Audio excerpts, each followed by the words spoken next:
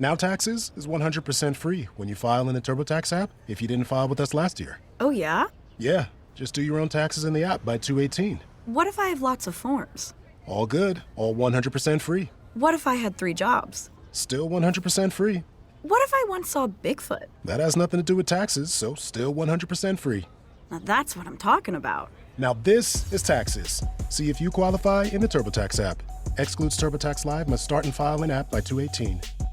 On True Crime Today, Lori Vallow Daybell in court as her own attorney. We'll take a look at reactions from her son, Colby Ryan, and how it's affecting him and how he views his mother today.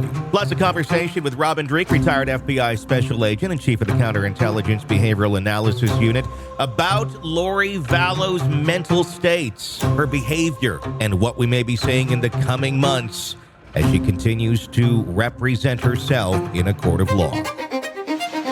This is True Crime Today. Here now, Tony Brueski. Thanks for joining us. Today, we're diving into the ongoing courtroom reality show starring Lori Vallow Daybell, a woman who somehow manages to mix alleged murder with daytime soap opera drama. And oh, the plot twists. From conspiracy to commit murder to grand theft, she's keeping the legal system on its toes. But today we're focusing on Colby Ryan, her son, who's not holding back his feelings. His reactions to his mother's antics give us a raw, unfiltered look at the emotional fallout of this bizarre saga and the real-life consequences to her actions. Before we get started, though, and getting into Colby's words from his own YouTube channel, let's recap. Lori's accused of orchestrating the deaths of her own children, Tylee and JJ. The case has shocked the world and her family most of all. In this first clip, Colby talks about the circus playing out in the courtroom. Let's take a look and a listen at that. Oh my gosh, this is such a mockery. This is ridiculous. Someone needs to check her, okay? Somebody needs to tell her, bro, you're so out of line, and if you're going to play the part, then you're going to have to actually show up and be a lawyer, and if you're off, you're going to get called out right here, right now. And that is exactly what he's doing. He is not playing with her. He's not taking it easy. And that's the point. You're playing a role, okay? I don't care how much you read. There is so much that goes into somebody learning about the law. There's so much, like it's a complete mockery of everything. A complete mockery. Words you never really want associated with your trial for, alleged murder. Colby cuts straight to the BS here. Lori's trial isn't just a tragic spectacle. It's turning into an off-Broadway production. She's playing a lawyer while the courtroom is left scratching their heads. Oh, let's keep the train wreck rolling, shall we? This is such a mockery. Honestly, a mockery. It really is. And obviously, it's very painful for me. And this is very real, but at the same time, this is comedy. This is ridiculous. Like, there's only, for me, it's laugh or cry. Okay. This is ridiculous. And she's rude and he's not having it. So his response was great. Come on. This is a mockery of the whole thing. Find out why all this started when I can't find any evidence that there is. So have you read the grand jury transcripts? I have. Okay. The grand jury transcripts summarize what the state's evidence they intend to produce at trial. I understand that. She's rude. So when you say you can't find anything, that is the summary in the grand jury transcripts. Correct. Okay.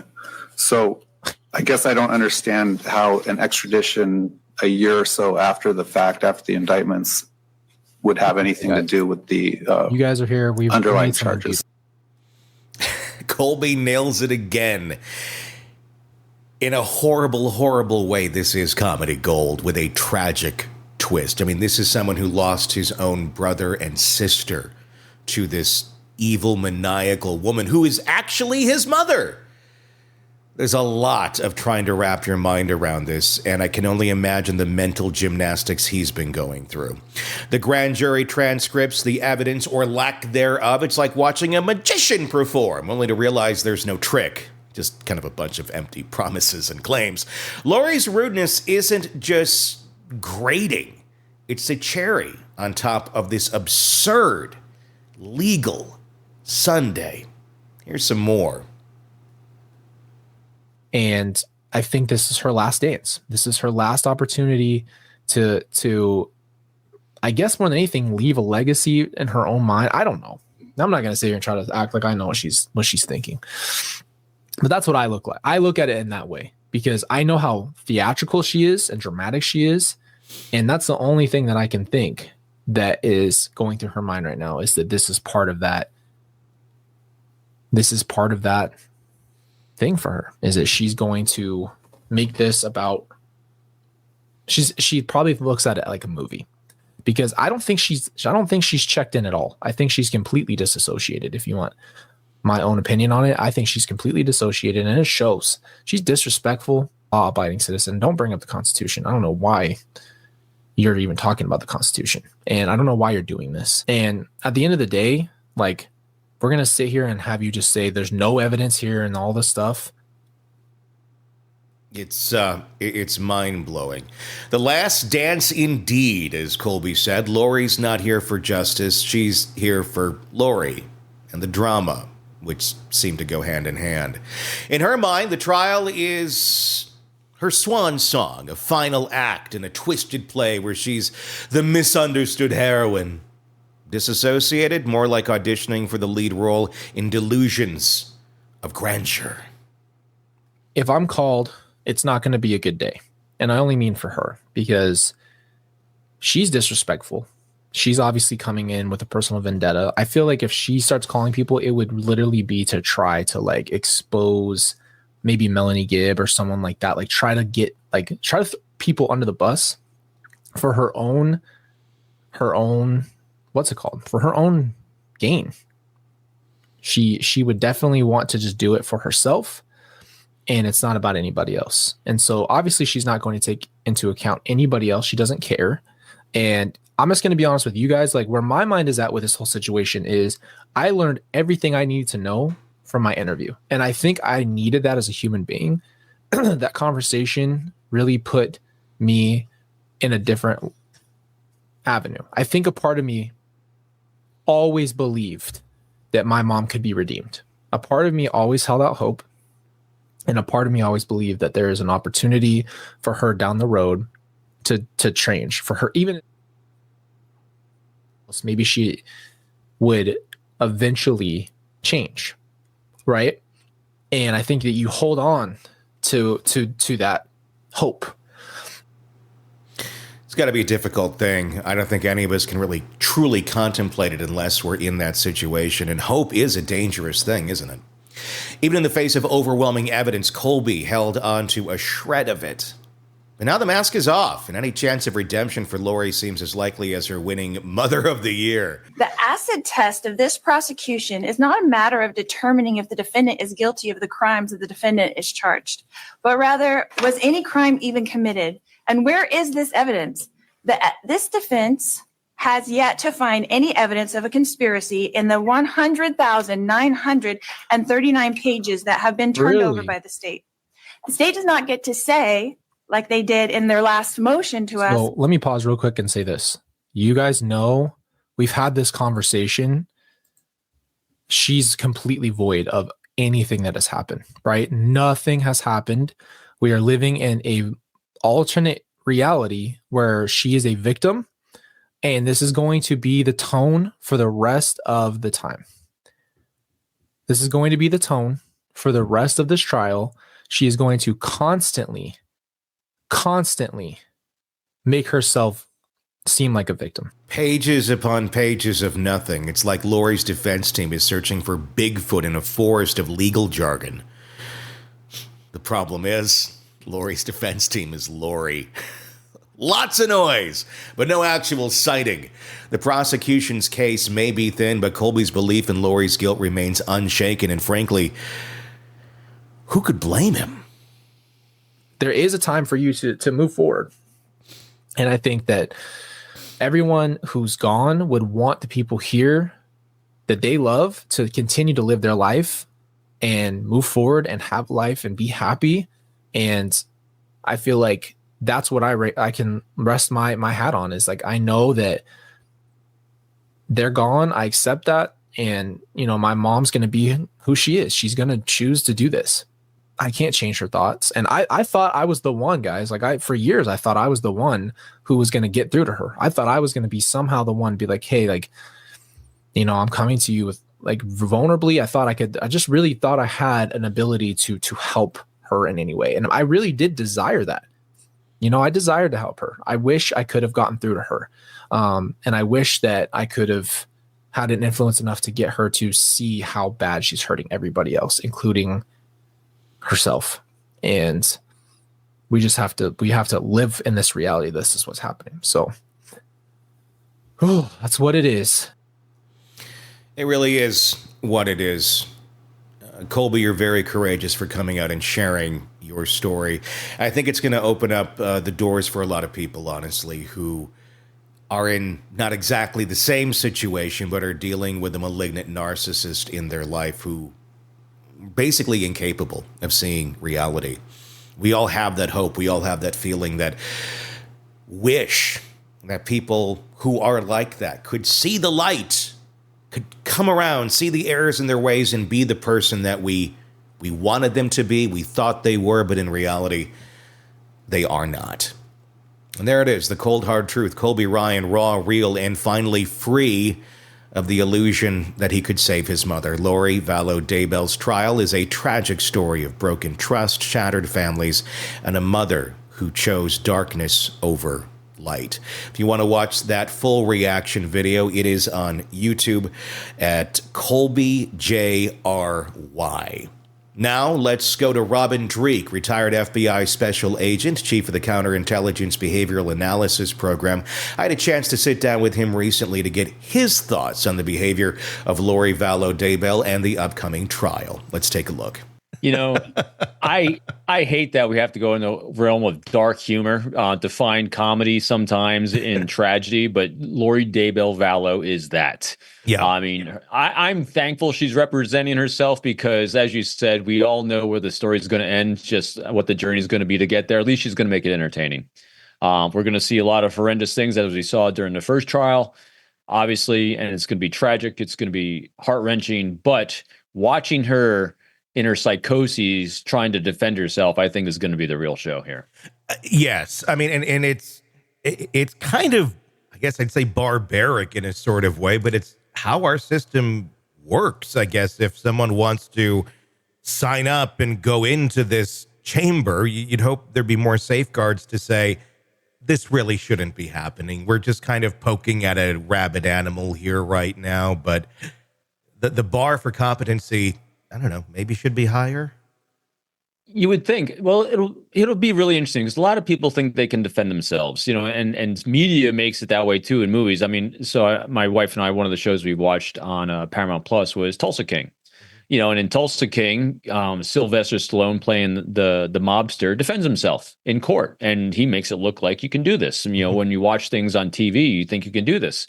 But we saw a really great example of someone trying to represent themselves, and it was a total goat rope, and that was the suitcase murderer. Mm-hmm.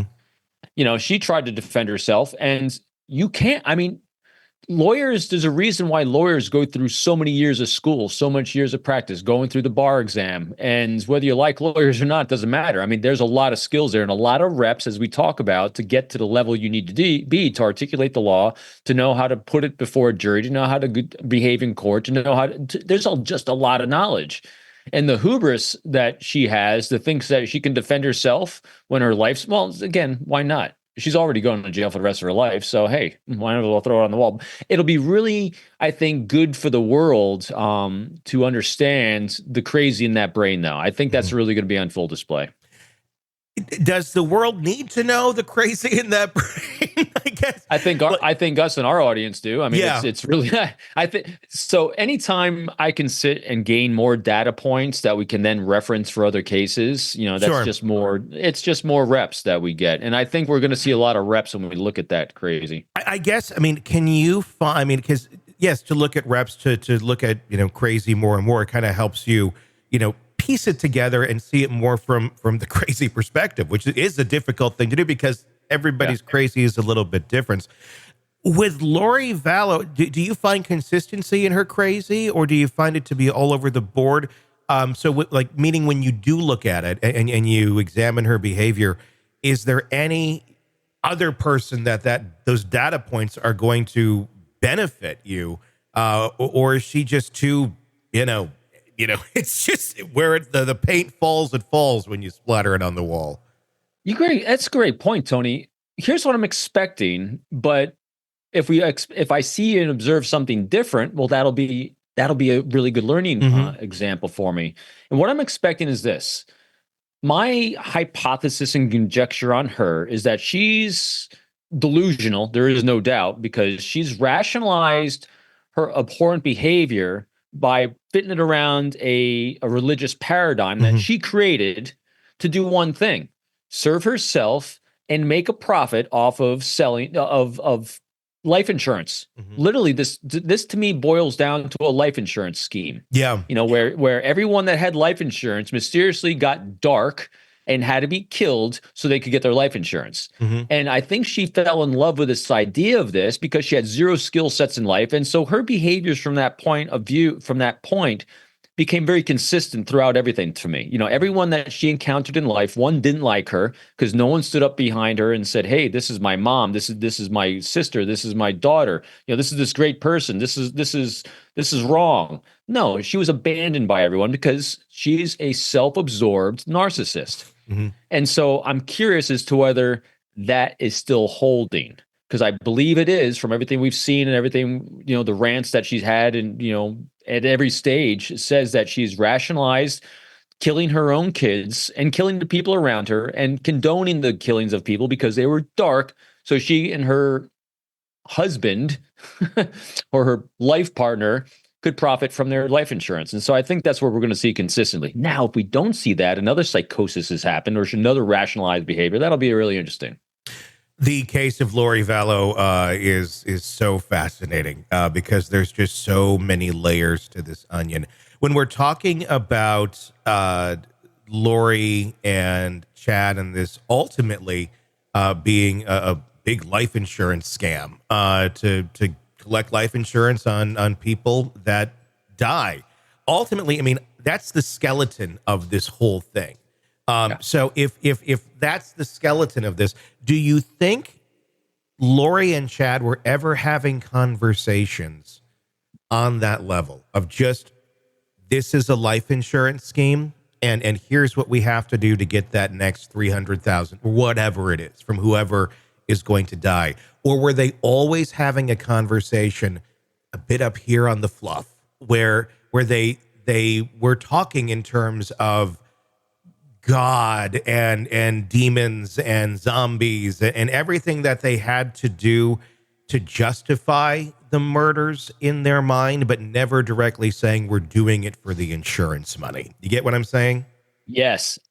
My guess is that they never directly talked about, we're going to do this to get the insurance money. Yeah.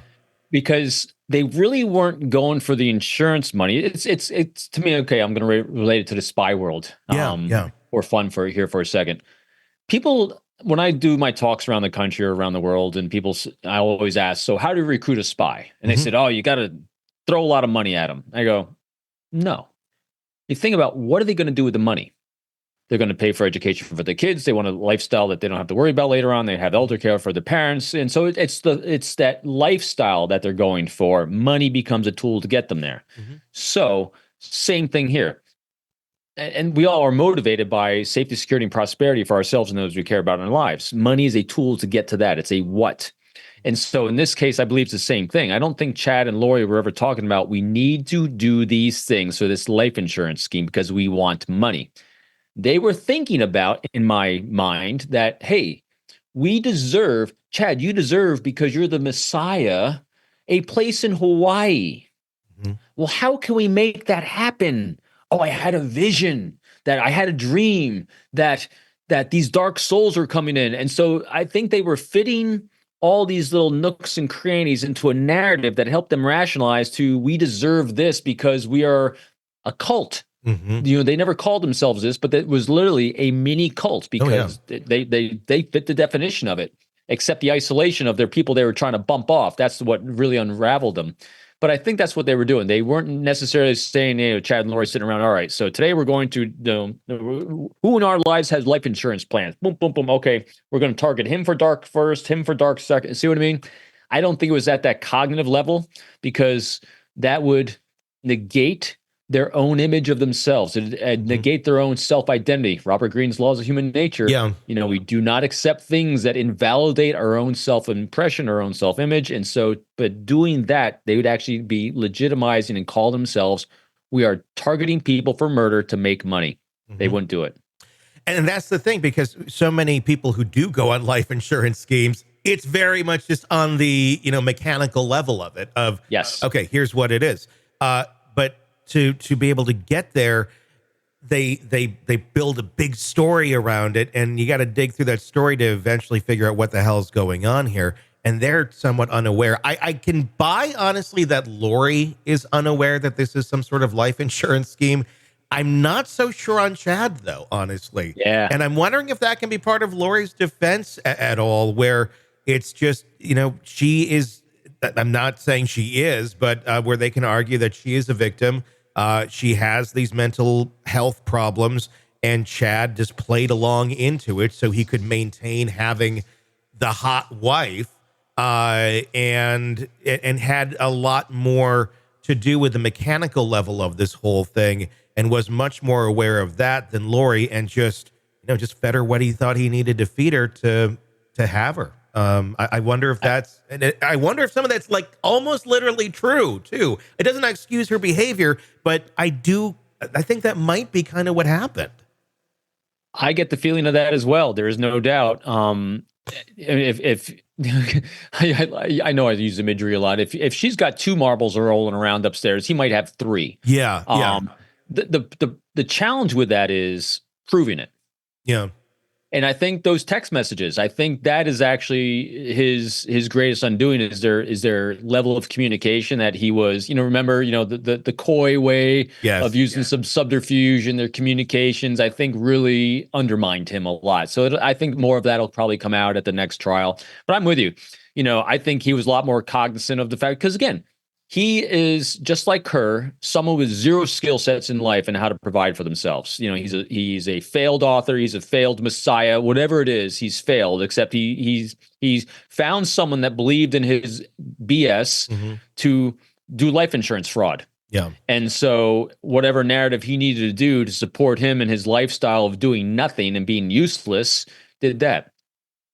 Do you think when Lori gets up there to defend herself, are we going to see a different story play out? Because there has been a diversion to the story already after the fact. She telling her son on the phone that Tylee killed JJ accidentally, and then she killed herself out of regret and remorse. And then Lori walked in on it and freaked out, and then Chad and whoever, Alex, I think, they took care of it, and that was the end of it.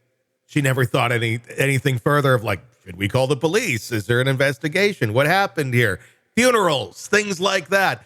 And justifies it to saying to her son, well, you do know her wishes were to be cremated.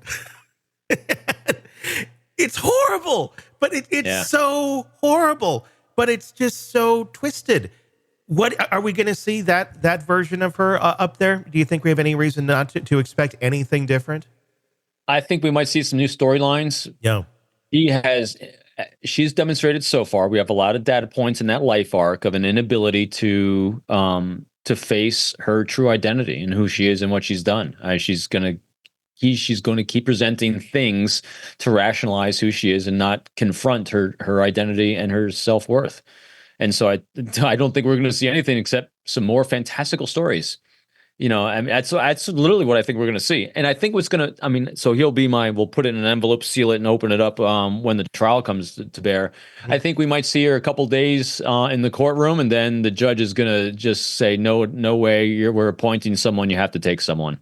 because this is just too much of it's just going nowhere. Yeah, so I think that's what's really going to happen. I think they're going to run into a roadblock there, and they're going to have to reconvene and figure it out. Whether it's a mistrial or, look, your assistant counsel, because sometimes the assistants that they do, she does have some assistant counsel, but a lot of times they are not even supposed to speak. They're just supposed to kind of be there, guide the plane, unless the judge steps in. I would not be surprised if that happened. But how do you even step in on something like that? Well, that'll be interesting. Again, I'm not an expert on this aspect in the courtroom, but again, she's going to do so many missteps in the courtroom that he's going to have to stop it.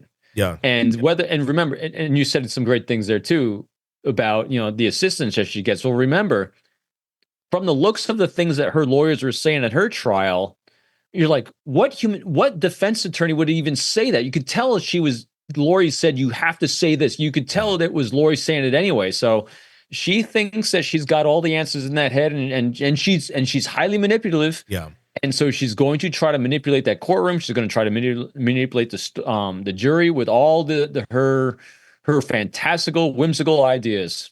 It makes me wonder if we got to this point, not because Lori truly wants to represent herself, but because she can't get anyone to represent her. That is of any sort of ilk or of any sort of competence level that's going to not just be doing it strictly for the publicity. I wonder if that's. But who's advising Lori? Is this 100% in Lori's corner? Does Lori have any loving critics? Is there anyone there for Lori? I mean, I don't know that there is. I mean, and if she's the one that's ultimately calling all these shots, who knows what that judgment is? I mean, and that's why she's thinking this. I don't know, because I can't imagine there's a lot of people lining up to represent Lori Vallow Daybell. I know there's publicity, but I don't know that there's a lot of people that are going to be able to, even argue any of her stuff in court with any sort of competency. There might be. I mean, so even the suitcase murderer, she got a lawyer to pony up and defend her, just for the notoriety of it. And when you said, if anyone lining, does she have any loving critics? I think she probably does, but they're probably all in prison with her. I think, so because she's so manipulative and because she's so charismatic, she's probably got a cult following inside. Again, pure conjecture, but when you do that deep dive on active empathy and you place yourself in the shoes of those around her, of those who are experiencing her, and you have nothing else to do all day long except listen to that, she's probably got a lot of people feeding her a lot of ideas, and it probably ain't helping whatsoever. No, because I think her loving critics are. They're not necessarily critical at that point. If you're a cult member, you're not critical of the leader. So if you're a friend of Lori Vallow Daybell, you are a member of the cult now. So you're just basically a yes man or woman to her. And so, well, that's, I wonder if that's where we're getting the new storyline too. Like, what if this happened? What if that happened? It wasn't you ordering the hit on your children. So what we'll probably see is the first day of court, she's going to come in extremely confident with a great plan in place for this psychosis she's living in, because she's pontificated all these rationalizations to her cult inside, who's then echoed it back. So she's living in an echo chamber that she's created. And so she's got a lot of confidence with this. And so she'll be flummoxed by the fact that no one else is buying this crap that she's spewing, because she's surrounded herself by it the entire time. Again, pure projection way out, but living. That's what we do. This is what empathy is. Empathy is a deep dive to see the life through someone else's optics as best we can with the data points we have, looking at the life arc they've established. And I can see this. I mean, I can see that happening like that. We'll see how it goes. I think Lori's brain functions like a choose your own adventure book. Yes, it is. It's a mad lib. And she's always picking the wrong pages. However, the book never ends. It just keeps going. Yeah. And that's our report for today. I'm Tony Brueski. Thanks for listening. In a world where the darkest secrets lie just beneath the surface. Well, they said it was an accident, but the evidence says otherwise. Where hidden killers roam unnoticed. in the shadows. I think you would definitely be looking at a blend of toxic, very bad narcissistic personality traits, and they will be vengeful and possibly resort to violence. Join Tony Brueski as he uncovers the truth behind the most chilling cases. They said it was an accident, but the evidence clearly says otherwise. Each episode, we dig deep into the minds of those who commit the unthinkable. To your point on narcissism, he thinks in his own mind how witty he is. Yeah. But he lost that jury. I was done with him in 2 minutes. From unsolved mysteries to infamous crimes. Geez, you've just talked about how you taught yourself how to do everything under the sun. I bet you did a YouTube video, how to best kill somebody with a knife. Hidden Killers with Tony Brueski takes you where few dare to go. How does someone with such a dark secret go unnoticed for so long? With multiple new episodes every single day. We're not just telling stories, we're seeking justice. Listen now on Apple Podcasts or wherever you get your podcasts. Just search for Hidden Killers with Tony Brueski.